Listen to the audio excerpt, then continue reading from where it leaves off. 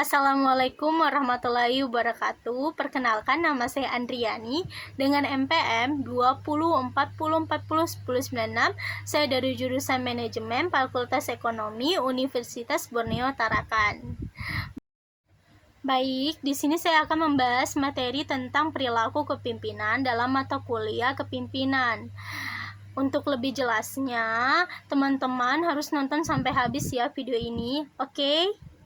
Nah, apa itu perilaku kepemimpinan? Menurut Miswan tahun 2012 halaman 6, perilaku kepemimpinan ini yaitu gaya kepemimpinan yang fokusnya tidak pada sifat-sifat atau karakteristik pemimpin, tetapi pada tindakan interaksi terhadap orang-orang yang berada di sekitar lingkungan kerja ataupun organisasi maupun pada sekelompok orang atau bawahan. Jadi istilah dari perilaku kepemimpinan ini itu yang digunakan untuk hal-hal yang kita lakukan, seperti contoh halnya tuh perilaku itu seperti gerak-gerik kita atau apa yang orang lain amati tentang kita dan apa yang mereka gunakan untuk menentukan kita nih seperti apa, tipe orang seperti apa. Itu dapat kita lihat dari perilaku gerak-gerik kita seperti itu. Misalnya di dalam contoh menghadiri sebuah rapat perusahaan, kita datang terlambat nih. Seorang pemimpin maksud saya datang terlambat.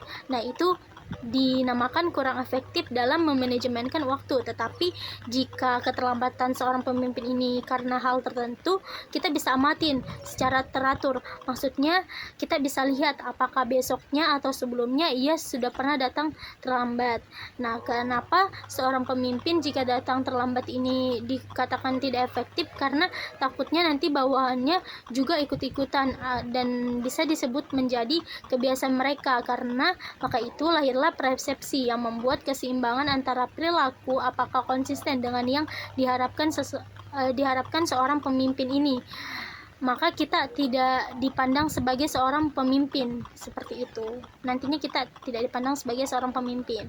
Jadi dalam perilaku kepemimpinan ini upaya mempengaruhi orang-orang untuk ikut dalam pencapaian tujuan bersama, karena pemimpin selalu berhubungan dengan bawahannya.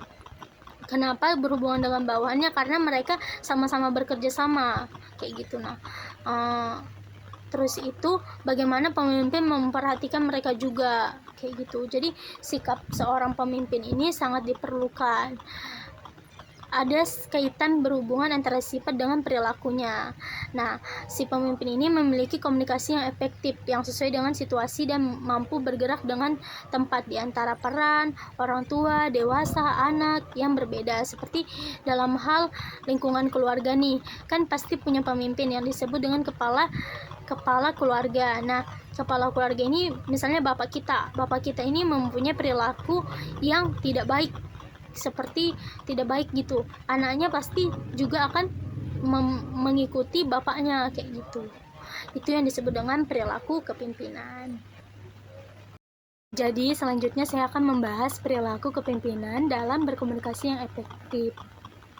Adapun perilaku pimpinan yang dilakukan oleh seseorang pemimpin yang efektif, bagaimana mereka mendelegasikan tugas berkomunikasi dan memotivasi bawahannya, karena seorang bisa belajar dan mengembangkan dirinya menjadi pemimpin yang efektif.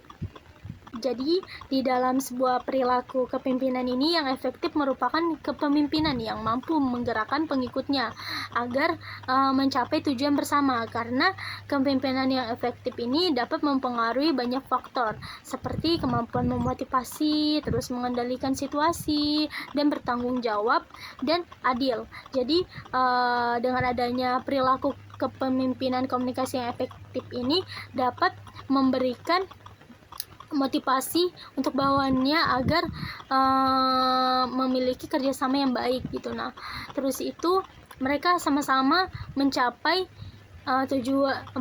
tujuan yang disepakati dari awal kayak gitu. Di sini saya akan menjelaskan konsep perilaku kepemimpinan. Nah, di dalam konsep perilaku kepemimpinan ini adapun menurut Mulyasa yang dikutip oleh Nur Effendi, di mana perilaku kepemimpinan ini memiliki 3 dimensi yang didasarkan pada hubungan antara 3 faktor. Ada 3 faktor yang menjadi konsep perilaku pimpinan. Yang pertama, perilaku tugas, di mana perilaku tugas ini seorang pemimpin dapat memberikan bawahannya meliputi tugas yang harus dikerjakan, bila mana dan bagaimana mengerjakannya, serta mengawasi bawahannya secara ketat. Jadi seorang pemimpin ini akan memberikan tugas kepada bawahannya. Dalam contoh hal itu di dalam lingkup perusahaan, dia ingin mengadakan rapat, terus dia akan memberikan instruksi kepada sekretarisnya bahwa akan ada pertemuan yang membutuhkan laporan keuangan. Nah, lalu si pemimpin ini akan menunjukkan bahwa tugasnya mencari sesuai terhadap laporan keuangan. Nah, tugas si sekretaris ini akan ke bagian keuangan dan menanyakan bagaimana laporan keuangan perusahaan, lalu ia akan setorkan kembali ke pemimpin, kayak gitu. Nah, selanjutnya kita masuk yang ke faktor kedua di dalam perilaku hubungan atau yang biasa disebut dengan relationship. Nah, di mana perilaku hubungan ini merupakan ajakan yang disampaikan oleh si pemimpin melalui komunikasi dua arah. Jadi di mana mereka ini saling berbicara. Si pemimpin menyuruh bawahannya untuk memberikan saran dalam sebuah pemecahan masalah. Jadi di mana seorang pemimpin akan mendengarkan bawahannya, bagaimana tanggapan si bawahannya, terus saran apa yang dikasih oleh bawahannya, dan si pemimpin juga seperti itu akan memberikan, kayak gitu. Terus yang ketiga kita masuk di kematangan atau maturity, di mana kemampuan dan kemauan anak buah dalam mempertanggungjawabkan pelaksanaan tugas yang dibebankan kepadanya. Jadi karena tadi sudah diberikan tugas, maka karena tadi sudah diberikan tugas kan, nah lalu si pemimpin ini memiliki tanggung jawab, tapi si bawahan ini juga punya tanggung jawab karena sudah diberikan tugas, kayak gitu teman-teman. Jadi dari 3 faktor tersebut, tingkat kematangan anak buah merupakan faktor yang paling dominan, karena itu tekanan utama dari teori ini, yang dimana terletak pada perilaku pemimpin dalam hubungannya dengan bawahannya, kayak gitu. Jadi sama-sama dalam memiliki hubungan. Adapun dalam contoh hal dalam kegiatan organisasi, di mana perilaku kepemimpinan dalam suatu kegiatan sebuah organisasi akan menjadi sorotan serta mempengaruhi timbulnya perilaku anggota, karena kan di dalam setiap kegiatan kita bisa lihat tuh gerak-gerik seseorang ini, seorang pemimpin maupun si seorang bawahannya. Nah, dapat kita lihat apakah perilaku pemimpin itu sudah efektif atau baik dalam memberikan instruksi serta mengawasi maupun melakukan evaluasi terhadap anggota, kayak gitu. Jadi di dalam sebuah lingkup organisasi ini kita dapat mengetahui apakah dia sudah cukup efektif dalam perilaku kepemimpinan ini di dalam konsep perilaku kepemimpinan. Oke, selanjutnya kita akan membahas lagi ya. Nah, selanjutnya di sini saya akan menjelaskan materi terakhir dalam perilaku kepemimpinan teman-teman, di mana perilaku kepemimpinan ini melibatkan beberapa perilaku instruktif, perilaku konsultatif, perilaku persuasif, dan perilaku delegatif. Nah, di mana perilaku instruktif ini terbangunnya komunikasi satu arah, pemimpin membatasi peranan bawahnya. Jadi dia itu tidak mendengarkan bawahannya dalam pemecahan masalah dan dalam mengambil keputusan, yang menjadi tanggung jawab pemimpin pelaksanaan pekerjaan yang diawasi dengan ketat. Jadi dia bersifat seperti egois, bisa disebut egois, dan tidak mendengarkan bawahannya. Dia hanya dapat memerintah bawahannya, dia hanya dapat memperlakukan pekerjanya, menyuruh-nyuruh pekerjanya, karena dia tidak mendengar bawahannya, seperti itu.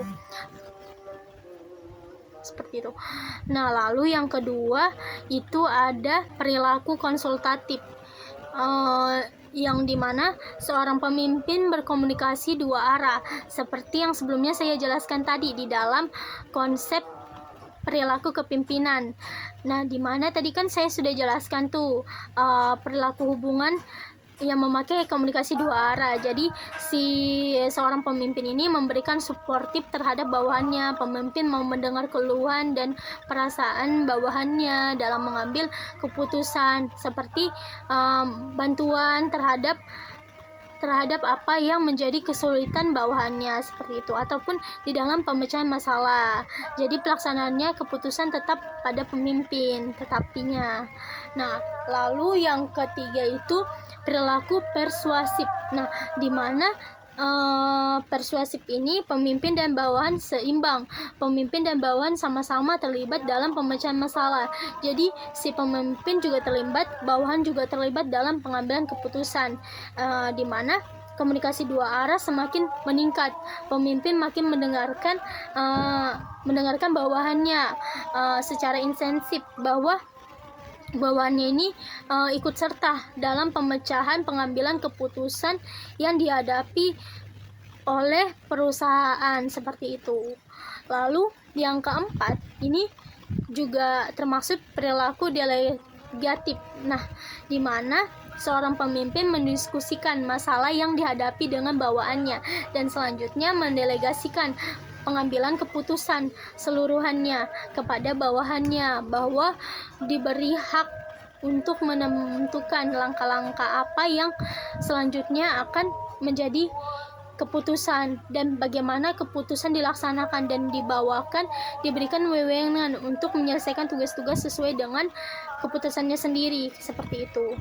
Jadi di dalam perilaku kepemimpinan ini dapat kita simpulkan bahwa perilaku kepemimpinan ini dapat dilihat dari gerak-gerik seseorang pemimpin, karena jika seorang pemimpin ini memiliki gerak-gerik yang salah atau pandangan dari seseorang itu menurut kita salah, maka kurang efektif sikap seorang pemimpin, karena perilaku kepemimpinan ini sama juga melihat sifat-sifat yang ada di dalam seorang pemimpin, kayak gitu.